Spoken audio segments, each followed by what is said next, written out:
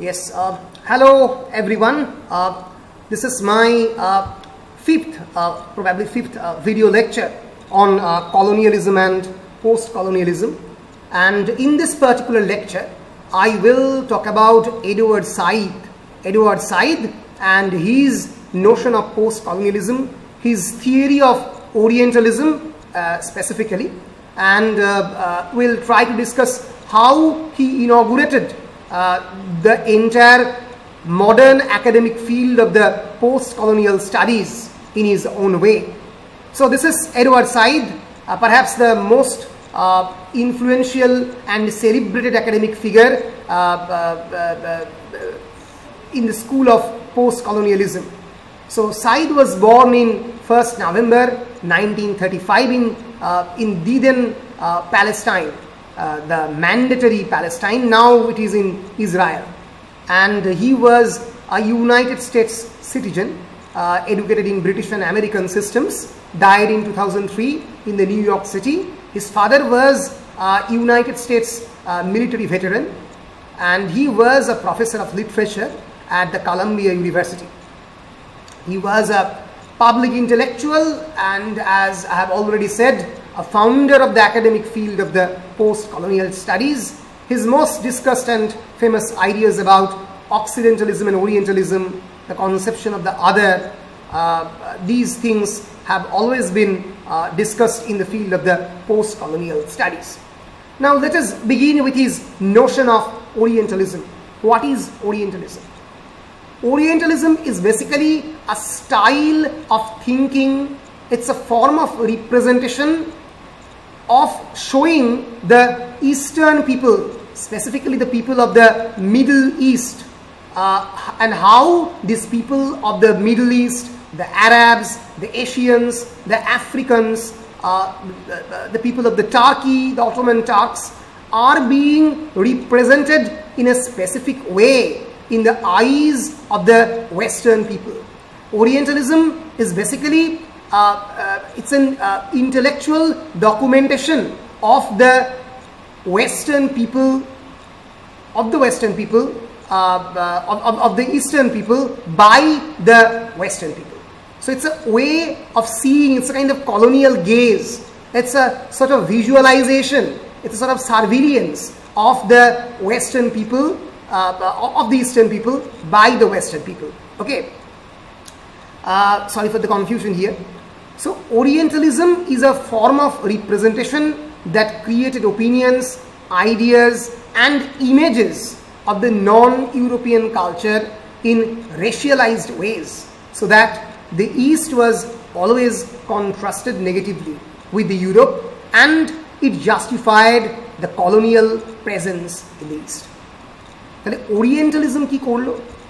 Orientalism এক ধরনের দেখার দৃষ্টি বা এক ধরনের দৃষ্টিভঙ্গি যেটা non European Nations, specifically the middle eastern Nations, Africa, India, turkey, Morocco, এই নেশনগুলোকে ওয়েস্টার্ন পিপলরা কেমন করে দেখছে তার দেখার দৃষ্টিভঙ্গিটাকে রিপ্রেজেন্ট করছে, কীভাবে দেখছে, কোন কোন স্পেসিফিক কালচারগুলোকে রিপ্রেজেন্ট করার চেষ্টা করছে। ফর এক্সাম্পল, একজন ব্রিটিশার একটা Indian কালচারকে they will eventually see it as a culture of snake charmers, as a culture of monks, সাধু সন্ন্যাসী, সাপ নাচাচ্ছে, এরকম একটা স্পেসিফিক স্টিরিওটিপিক্যাল ওয়েতে তারা ইন্ডিয়ান অ্যান্ড এশিয়ান কালচারকে ভিজুয়ালাইজ করছে। এই যে ভিজুয়ালাইজেশন, এইটা কিন্তু ওরিয়েন্টালিজম করছে। ওরিয়েন্টালিজম এই স্পেসিফিক ডকুমেন্টেড হিস্ট্রির কথা বলছে, যাতে এই ইস্টার্ন পিপলদের বা এই এসেনশিয়ালি মিডল ইস্টার্ন পিপলদের একটা টিপিক্যাল ওয়েতে ওয়েস্টার্নাইজ আইজে রিপ্রেজেন্ট করা যায়। এর ফলে দুটো জিনিস ঘটছে। First, it shows that east was always contrasted negatively with the Europe. That eastern people are always already inferior people than that of the Western people. Their culture is always inferior, their religion is always inferior, their monotheistic religion, sorry, their polytheistic religion is always inferior than that of the there are the European people, and at the same time it justified the colonial presence of the East, colonial presence of the West in the East. It justified that that the Western people should colonize this culturally and racially inferior people. কারণ এদের colonise করতে হবে, এদেরকে মানুষ করতে হবে, তো এদেরকে মানুষ করতে না পারে এটা তো হোয়াইট ম্যানস বার্ডেন, এটা তো is almost an obligation on the part of the ব্রিটিশার্স and other European races, যে তারা এই ধরনের মানুষদেরকে সভ্য করবে, সিভিলাইজ করবে, নিজের পায়ে দাঁড় করাবে। They will inculcate various forms of economic reforms in their countries. So Edward Said talks about this form of Orientalism for the first time in his book called Orientalism, published in 1978. So let us just quote from Wikipedia, because it gives us a very brisk and concise description of what Orientalism is. Orientalism is basically this particular book published in 1978 by Edward Said. I'll discuss it later on. It basically critiques the notion of the Orientalism as the source of the false cultural representations with which the Western world perceives the Middle East. So basically, Orientalism is a form of perceiving the Middle East through the lens of the Western world. It represents the narratives of how the West sees the East. কেমন করে Western people, the superior racial standpoint, vantage point থেকে Eastern people কে দেখার চেষ্টা করছে। The thesis of Orientalism proposes the existence of a subtle and persistent Eurocentric prejudice against the Arabo-Islamic peoples and their culture. So these Arabian and Islamic people, their culture has been represented through a very derogatory and negative light through the Eurocentric prejudice. As I said, that Eurocentrism always talks about that the primary source of parameter, the primary source of judging a particular culture is Europe, or is essentially Eurocentric. এই কনসেপশনটা European বা Eurocentric prejudice সবসময় সামনের দিকে প্রোপাউন্ড করার চেষ্টা করে। নাও moving into the notion of the Oriental thinking in my lecture, I'll move into what Said propounded in his now seminal text of 1978, which inaugurated the entire field of the post-colonial studies. One of the most famous influential books of the modern era, it can be compared with Darwin's On the Origin of the Species, and in fact with Marx's Das Kapital and Freud's The Interpretation of Dreams, in the sense that Marx's Das Kapital inaugurated the school of the Marxism, while Darwin's On the Origin of the Species inaugurated the school of evolution, evolutionary thinking. It talks for the first time about human evolution. In the same way, Freud's interpretation of dreams established the psychoanalytic school. This particular book, Orientalism, published in 1978, here the Palestinian immigrant Edward Said inaugurated the post-colonial field. And written breathtakingly, with great erudition and with an engaging style, Orientalism was a book whose time had come. Appearing around the same time as the works of the Derrida, Foucault, Althusser and the French feminists, it set in motion an intellectual turbulence that altered the shape and the canon of the Western and Eastern academia. It completely changed the structure of the Western and the Eastern academia, because it was simultaneously published along with the Derrida's writings, Foucault's writings, the writings of Julia Kristeva and others, and of course the writings of the Althusser. So it created a lot of intellectual turbulence around 1970s and 1980s, and hence it tries to alter the shape of thinking regarding the colonial nations in the West. This is the cover. So this is the cover, the book cover of Edward Said's Orientalism. It's a detail from the 19th century Orientalist painting, The Snake Charmer by Jean-Léon Gérôme. So as I'm saying that Orientalism is basically talks about how the West perceives the East. The West always perceives the Islamic culture as a land of the snake charmers and the land of the saints and the monks, the land of the superstition. So this very cover of the book sets the tone of this 1978 book. So Said became an established cultural critic through the publication of this Orientalism. So as I'm saying that Orientalism is basically a critique of the established school of Orientalism. Now what is Orientalism? Orientalism is basically a false cultural representation of the Eastern and Middle Eastern world represented by the Western scholars. It's the collection of the narratives of how the West sees the East. The main thesis of the Orientalism propounded the existence of a very subtle and persistent Eurocentric prejudice and superstition against the Arabo-Islamic peoples and their culture, which originates from the Western culture's long tradition of false and romanticized images of Africa in general, and of course Middle Eastern people in particular.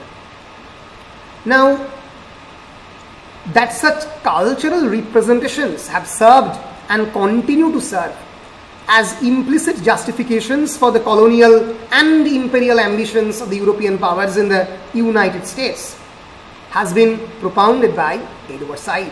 Edward Said said that these cultural representations are deliberate in form and nature because it actually justify for the colonial and imperial ambitions of the European powers.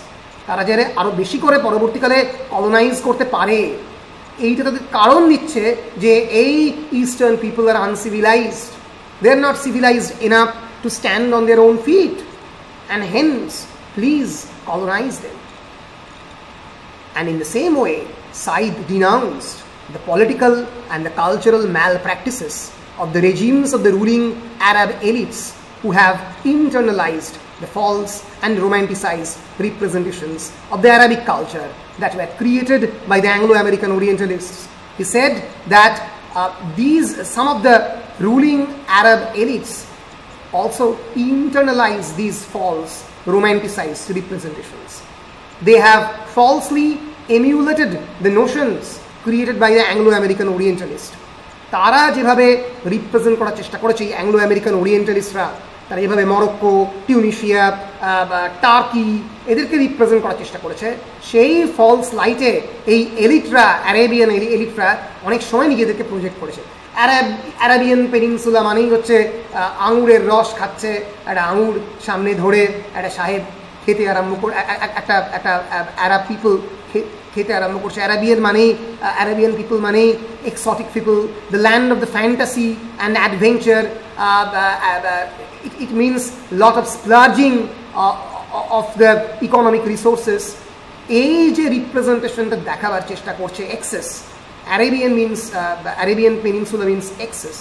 এই যে এক্সেসটাকে দেখাবার চেষ্টা করে, এক্সোটিসাইজ করার চেষ্টা করেছে ওরিয়েন্টালিস্টরা দিনের পর দিন, এখানে একটা ফলস ট্র্যাপিংয়ে পা দিয়েছে আরব এলিটসরা। এটা কিন্তু এখানে বলার চেষ্টা করছেন Edward Saeed. This is a very famous painting, The Sea Battle at Salamis. It envisages, it's a 1868 painting. It envisages that the Greco-Persian wars as an east-west clash of the civilizations. একটু ভালো করে দেখলেই বুঝতে পারবে যে it's basically an east-west clash. তাদের যে dresses, costumes and other equipments, they are different from those of the Greco-Roman cultures. তো এই যে একটা ডিফারেন্স ক্রিয়েট করা হচ্ছে between the Greco Roman cultures and that of the Persian and the Arabic cultures, এটা কিন্তু প্রচুর 19th সেঞ্চুরি ভিজুয়াল রিপ্রেজেন্টেশন, প্রচুর পেন্টিং, লিটারেচার, তার থ্রু দিয়ে এই ডিসকোর্সটাকে ক্রিয়েট করা হয়েছে, এটা এডওয়ার্ড সাইদ বলছেন। This is another famous visual representation, the reception of the ambassadors in Damascus. You can see the exceptionally unique and different style of the architecture, different style of wearing costumes, the completely different rituals of welcoming people. So these things are essentially embedded in this particular picture. The reception of the ambassadors in Damascus, it's a 1511 Renaissance painting which depicts the Arabic culture of the 16th century Syria as part of a romanticized Orient. So these Orientalists always romanticized the Oriental form of nationhood. This is another famous picture of 1834, Eugene Delacroix, The Woman of Algiers, published in 1834, Louvre Museum, Paris. It actually continues the racial prejudice on the part of a European man, that the Algerian people are and the Algerian women are exotic, that they wear this kind of bizarre clothes, and though I agree that this representation is realistic in nature, but this form of exotic representation always build up a form of discourse in the mind of the Western people that the Arabian people are exotic, that it's a fantasy and adventure land of splurging wealth, which is not always true, because culture is essentially heterogeneous in nature. It cannot be interpreted in a monolithic and unified terminology. It cannot be, I cannot describe that Indian culture in a single word, because it is not Indian culture, it is Indian cultures. It's plural in form, and hence I cannot describe that this is Orient. You cannot catch the butterfly in a very easy manner. তুমি প্রজাপতি কত সহজে ধরতে পারবে না, because it signifies multiple dimensions of a culture. একটা কালচারের অনেক ধরনের ডাইমেনশন হয়, এবং অ্যারেবিয়ান কালচারকেও একটা নির্দিষ্ট লেন্স থেকে পড়া যায় না বা দেখা যায় না, তার কথাই সাইদ বলতে চেয়েছেন। এই prejudiced and romanticise representation of the West, actual representation of the East by the West, actually gives justification of continuing the racial discrimination and colonialism, because it will eventually civilize them. এই কথাটাই সাইদ বলার চেষ্টা করেছে। So Said saw colonialism as an intellectual project. Of course, colonialism is undeniably a military political project, definitely it is. But however, Said said that colonialism also had a very distinctive discursive component embedded inside in it. I'm quoting this particular passage, as I already mentioned, from the very easy and handy book by Pramod Kumar Nair, Contemporary Literary and Cultural Theory from Structuralism to Criticism. In order to read a particular school of thought, you have to follow a text, at least 2 or 3 texts. I am in this case following Pramod Nair's book, because it's according to me its post-colonialism chapter is perhaps the best, comparing with other critical theory books. So he said that colonialism had a discursive component. That is, the primitive or pagan East was the literary discursive creation of the European imagination that then begins to be accepted as true. So the European colonial mechanism, apart from its military political force, they have created this literary and discursive creation of the European imagination that Eastern people were like this. So they have created a typical stereotypical representation of the East in the West. So what Said is interested in here is that the literary documentary and ideological construction of the non-European cultures in the European texts and thought. And Said is interested in this literary discursive creation, this literary discursive project of the European imagination, rather than on the military and political project of colonialism. And Said, by the discursive construction, Said means the apparatuses of representation, like archaeology, like literature, like history, like music, like ethnography. Ethnology is the study of various ethnic groups. For example, ethnic groups, for example, like Santal is an ethnic group. For example, Mongolian is a particular different ethnic group than that of the Indians.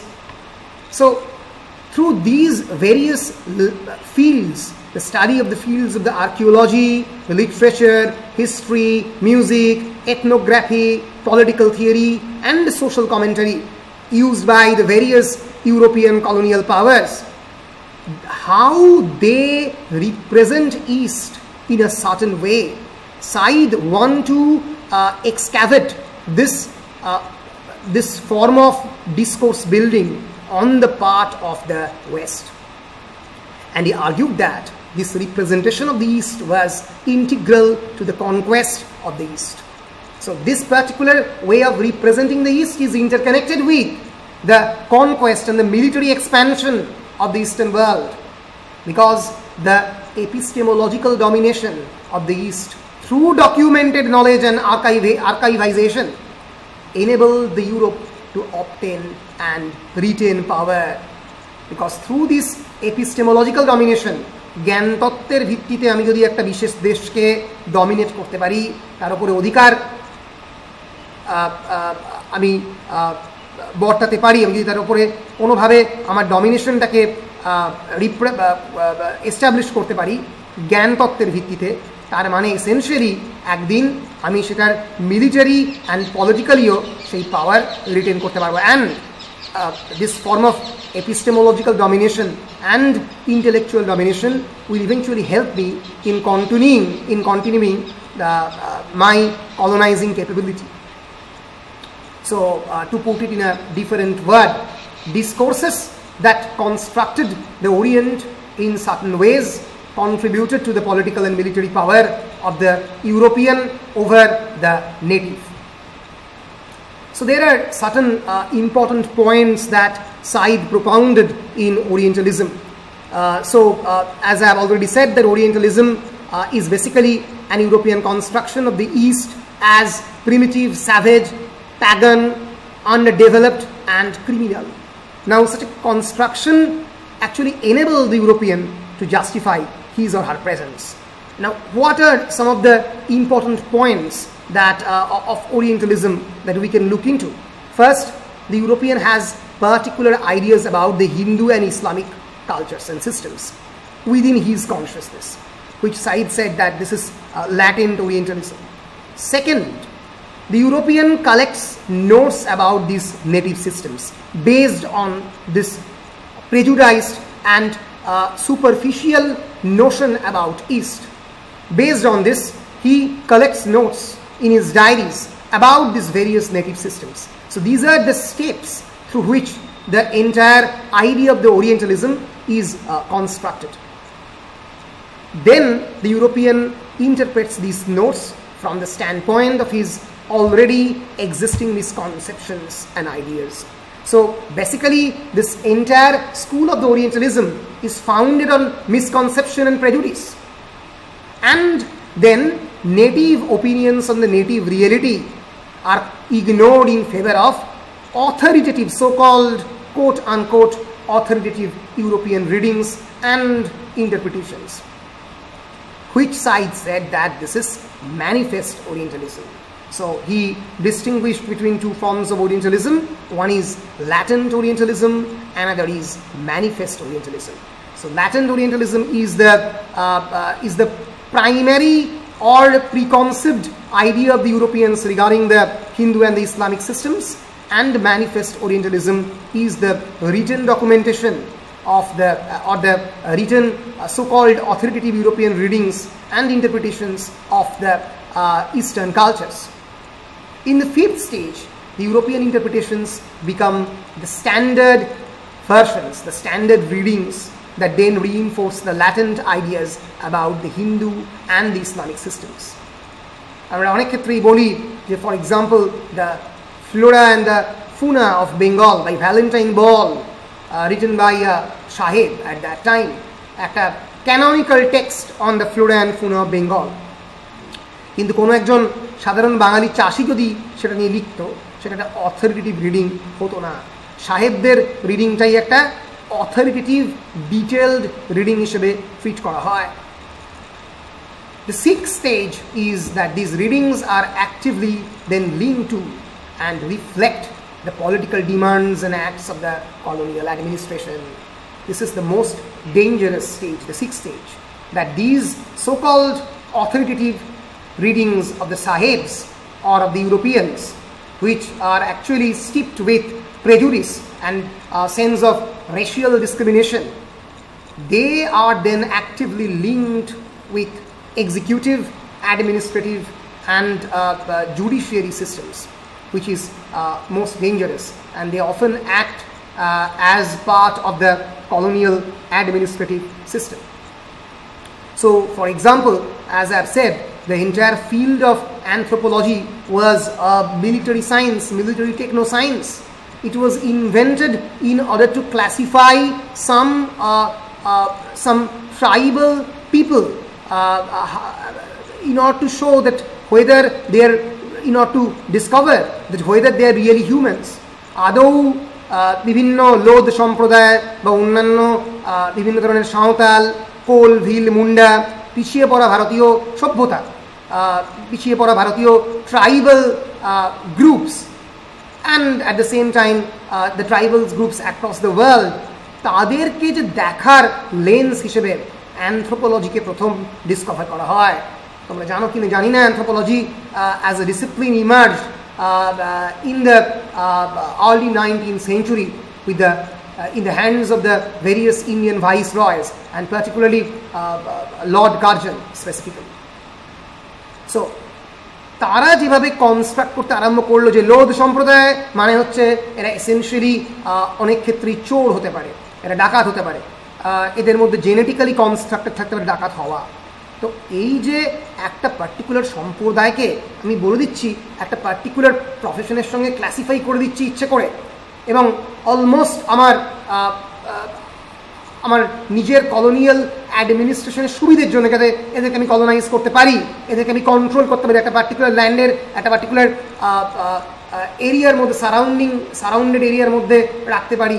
তো এইভাবে একটা academic টেক্সটকে colonial অ্যাডমিনিস্ট্রেশনের পারপাসে use করা যে যায়, এই যে this various academic readings then actively linked to and reflect the political demands and acts of the colonial administration, এইটা Edward Said বললেন তার Orientalism, a 1978 canonical text. So thus the Orientalist discourse moves from being imaginative, what Said calls as the fantasies, imaginative representations of these, to the actual administrative manifestations. It moves from discourse to event. So there lies the most dangerous aspect of Orientalism, because it moves from the discourse, an academic discourse of formulating the Eastern people, of narrativizing the Eastern people, into an actual administrative decision. So it moves from discourse to event. It's no longer remain an academic or epistemological inquiry, but it rather becomes an executive decision. So in this particular slide, I'll try to explain that how Said talks about other, how this process of the otherization occurs in Orientalism. As I said, what is the other? The self means the superior, and the other means the inferior. এরকম একটা ডাইকোটমাস ওয়েতে, binary ক্রিয়েশনের মাধ্যমে western civilisation সবসময় operate করে। এটার কথাই দেরিদাও বলতে চেয়েছেন, এটার কথাই সাইদও বলতে চেয়েছেন, এটার কথা ফ্রয়েডও বলতে চেয়েছেন, this essential process of otherization. So in the Orientalism, Said concluded that the Western knowledge of the Eastern world, that is Orientalism, fictionally depicts the Orient as an irrational, psychologically weak, feminized, non-European other, which is negatively contrasted with the rational, psychologically strong, and the masculine West. So it actually creates a form of binary. Orient means a space of irrationality. It means a space of psychologically weak, feminized people, while Europe means of course a rational, psychologically strong, and masculine entity. Now such a binary relation, building such a binary relation in a hierarchy of weakness and strength, derives from the European psychological need to create a difference of cultural inequality between the East and the West. This is actually, this particular discursive component of the Orientalism is actually very powerful because it creates a sense of discrimination and difference, of cultural inequality, that the West is far more superior culturally than the East. This particular notion has been propounded by this form of Orientalism. The notion of an Orient has played a central role in constructing the European culture, said Said. Said said that in order to, in building this European identity, the discourse of the Orientalism has actually contributed immensely in the creation and construction of the European culture and the European identity, and because it helped to define Europe or the West as its contrasting image, idea, personality, and experience.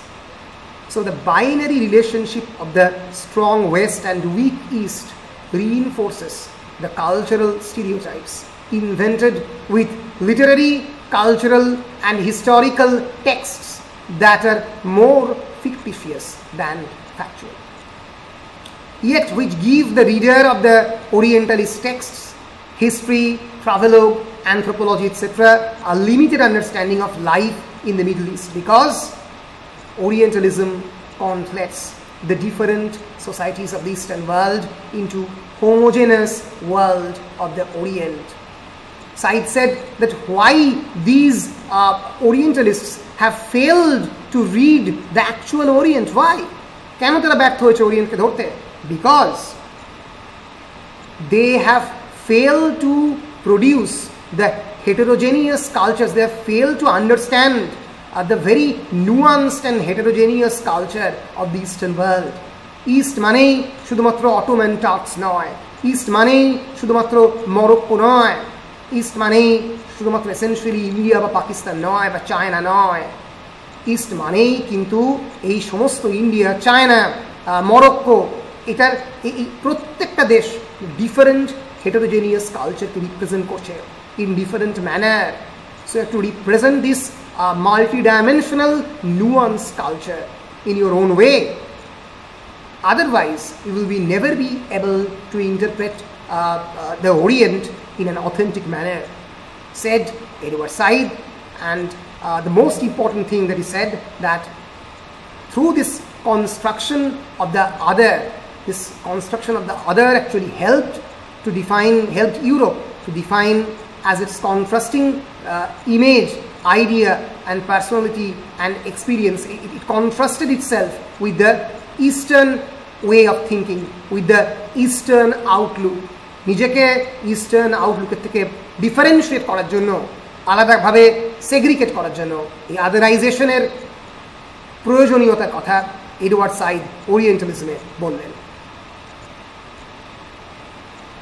And these ideologies propounded by the Orientalists actually became integral to the colonial enterprise in varied ways. As I've already said, that they actually become part and parcel of the various colonial decisions, and these documented histories of the Orientalists, actually they became part of the administrative decision-making system.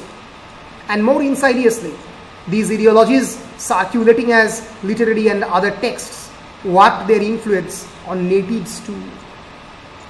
যারা আরব, যারা Indian, তারাও কিন্তু এই orient, এই representation of the orient by the occidental people, তার দ্বারা কিন্তু ভয়ঙ্করভাবে প্রভাবিত হচ্ছে তারাও, যারা নেটিভ ইন্ডিজিনাস পিপল তারাও। Structures and institutions of learning like universities, professional societies, exploration and geographical organizations, publishing industry helped disseminate the Orientalist ideology. For example, translations and interpretations of the Orient by the scholars like William Hunter, H.H. Wilson, William Jones, William Carey, যারা ভারতবর্ষে এসে numerous translation প্রজেক্টের মধ্যে নিজেদেরকে associate করেছেন। Max Muller, for example, the great German scholar, through his translation of the various sacred texts of the East, Upanishads, Vedas and others, they have actually created, they are actually part of this documented history of the Orientalism, because they have appropriated and presented the Orient in certain ways to the East. তার একটা নির্দিষ্ট কারণ রয়েছে। কারণটা কি? For example, a sahib like William Jones, he is a great erudite thinker of the 19th century, no doubt about that. Perhaps one of the greatest thinkers of the, one of the greatest Orientalists of the 19th century. He can read almost 6 languages, and he was truly an erudite man, no doubt about it. But তিনি যেভাবে Indian কালচারকে তার ট্রান্সলেশনে represent করবে, naturally he doesn't know the various nuances of a or various personal belief systems of a particular culture. তার পক্ষে সেটা জানা সম্ভব নয়।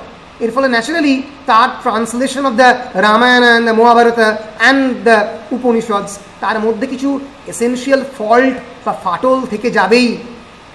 একটা misrepresentation and misconception of that representation, সেটা তার লেখার মধ্যে থেকে যেতে বাধ্য।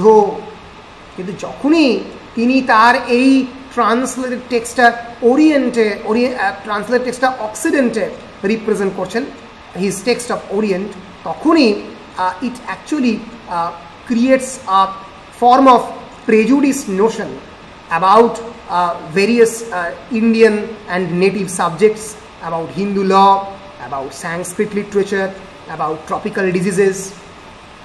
এমনভাবে H.H. Wilson, William Jones, William Carey ব্যাপারটাকে রিপ্রেজেন্ট করেছেন যেন তাদেরকে মনে হয়েছে they are definitely these texts are authoritative readings on these topics like Hindu law, Sanskrit literature, tropical disease, which they are actually not.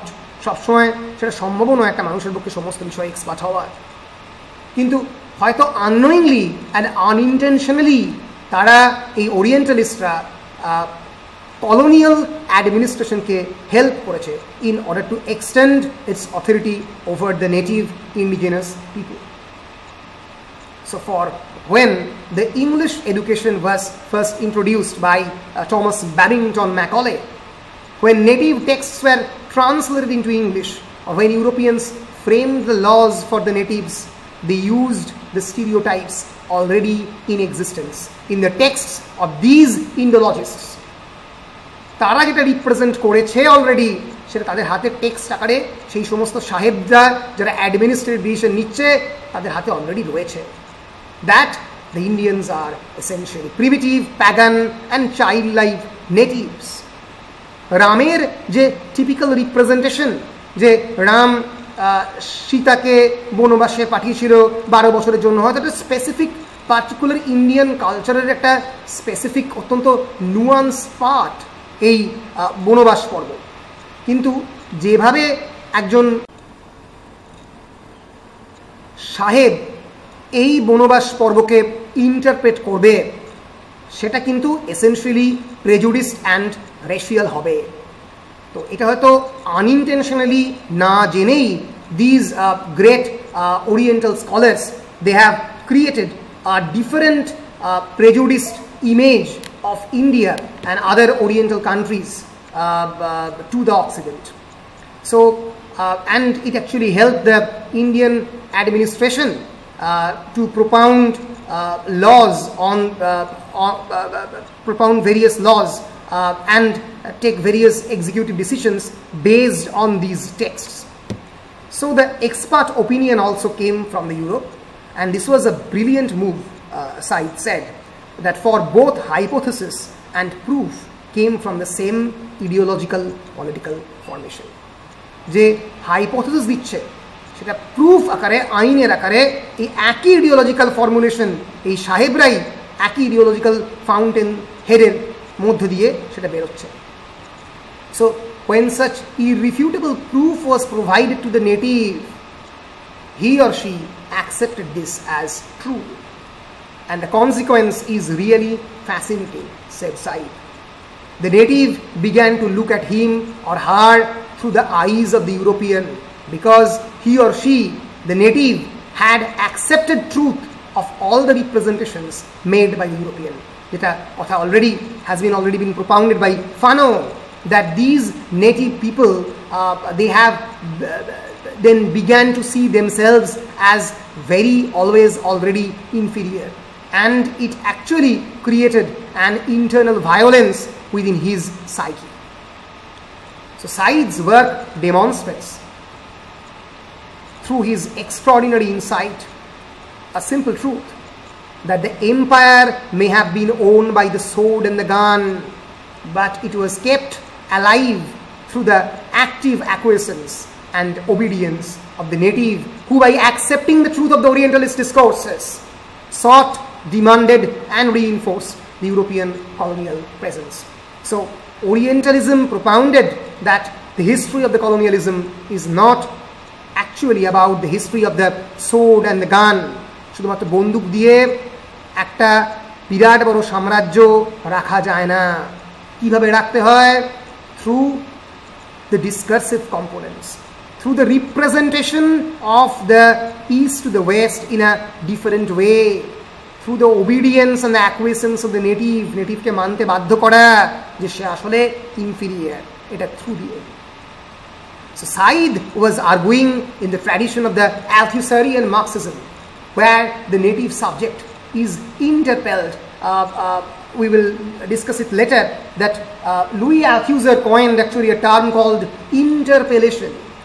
Interpellation means a sudden interference, an abrupt intervention on the part of the colonial ruler, so that the colonized subject become befuddled, become confused.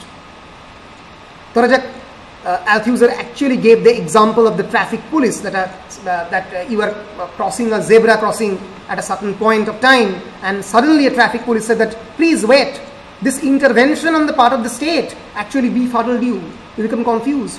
যে রাষ্ট্র হঠাৎ করে তোমায় বললো দাঁড়াও, police আসছে, তুমি সেই মুহূর্তে খুব কনসিয়াস হয়ে পড়লে, অলরেডি নিজের মধ্যে তোমার ল্যাক অফ কনফিডেন্স বেরিয়ে পড়লো। So in the same way, Said is actually arguing in the tradition of the Althusserian Marxism that the native subject is interpelled into these colonial structures, তাকে বাধ্য করছে colonial structure interpelled হতে, and roles through ideology and discursive formulation. The identity of the native is what the colonial discourse generates and the native assimilates.